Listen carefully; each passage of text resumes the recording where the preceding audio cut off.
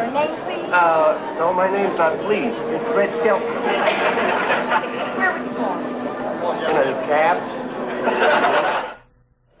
On the weekend of July 14th, 1995, family entertainer, motion picture and television star, and premier clown artist Red Skelton was the honored guest of Addi Gallery's for a weekend birthday celebration at John Esquega's Nugget Hotel Casino in Sparks, Nevada. Richard Bernard Skelton was born in Vincennes, Indiana on July 18, 1913. His father, who died when Skelton was only 2 months old, had been a clown with the Hagenbach Wallace Circus. At the age of 7, Skelton became a newspaper boy to help support his mother and 3 brothers. I was selling newspapers on the corner of 5th and Main in Vincennes, Indiana. And a gentleman walked up to me and he says, what do they do in this town for excitement? I said, there's a big New York road show in town tonight, just one night. It's got Ed Wynn in it. He said, oh, you going to go see the show? I said, no, I don't have that kind of money. But that's what I'm going to do someday. I'm going to try to make people laugh. He says, well, I know the manager of the theater. If you come down, I'll see that you get in to see the show. I said, well, I don't know. I got to sell my newspapers, and I had about 5 left, and they were 3 cents a piece in those days.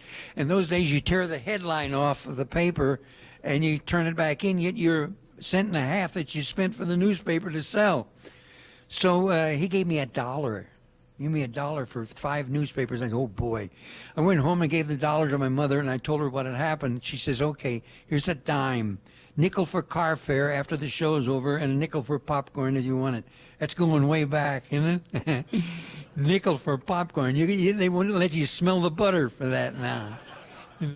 He began his show business career at the age of 10 with Dr. Reynold Lewis's traveling medicine show. For the next 73 years, that career would include a stint as a circus clown, a burlesque comic, a vaudeville performer, radio comic, motion picture star, television comedian, writer, artist, photographer, and musical composer. When I played Proctor's 125th Street, George M. Cohan came to see the show. He says, I'm hearing a lot about you, kid. I want to see you work. So after the show was over, I walked out to the stage. He's standing at the stage doors in the summertime. And I said, what do you think? He says, Lou's the guy in the act. I says, it's his act. He says, then get out of it. I said, well, I got to eat. He says, you want to eat now and starve later? For more than 18 years, Addi Galleries, which is headquartered in Reno, Nevada, has been exhibiting and selling Red's art.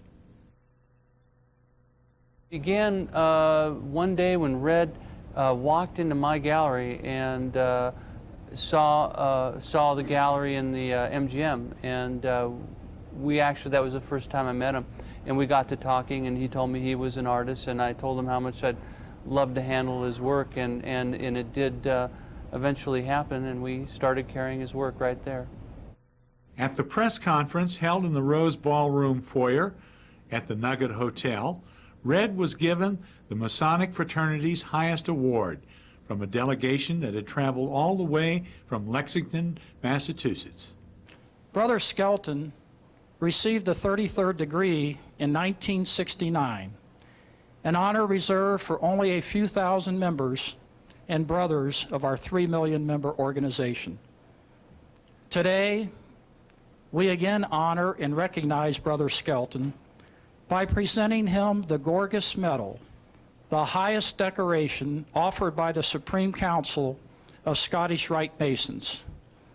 Since the first presentation of this medal to Brother Harry S. Truman in 1945, only 28 other awards have been granted, and then only in recognition of notably distinguished service in the cause of Freemasonry, humanity, or country. And Red fits all 3. Red's wife, Lothian, daughter of famed cinematographer Greg Tolan, was on hand to make a presentation to the Masonic delegation. Now, our contribution to the foundation is in 2 checks for the amount of $25,000, and I would like you to see that this gets to them personally in Indiana. And thank you very much. be happy. It's with great pleasure. Thank you. Thank you again.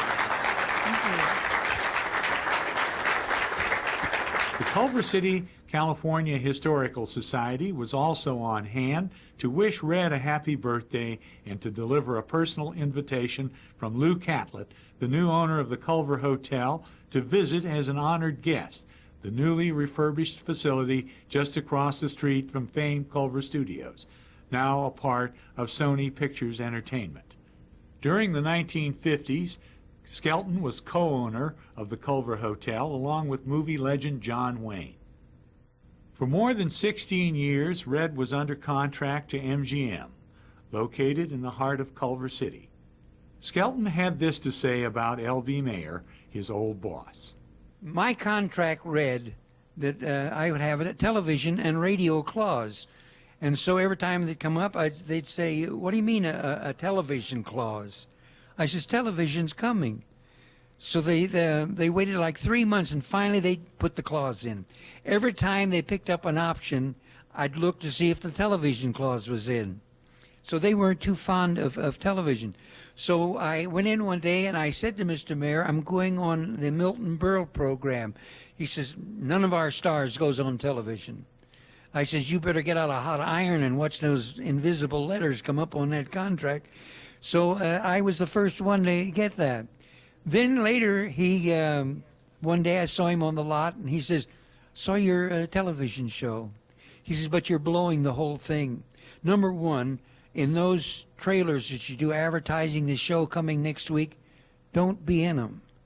Let the guest stars say, 'This week I'm working with Red Skelton.'"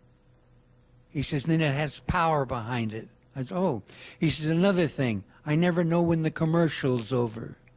Why don't you say Act 1, Act 2, Act 3? So I did. That was Mr. Mayer's thing. Red Skelton started painting when he was 10 years old. And even though he has painted various subjects, his best-loved paintings are the unique images of clowns that he has loved and imitated for more than 70 years. Happy birthday, Red. A little cat died and went to heaven. And they said, "Now, if there's anything you want, you let us know because we want you to be happy." He says, "Well, all my life I've wanted a big white satin pillow to sleep on." They says, "No problem." They go back to their office, and in comes a delegation of mice. He said, "You have a problem?" They said, "Yeah.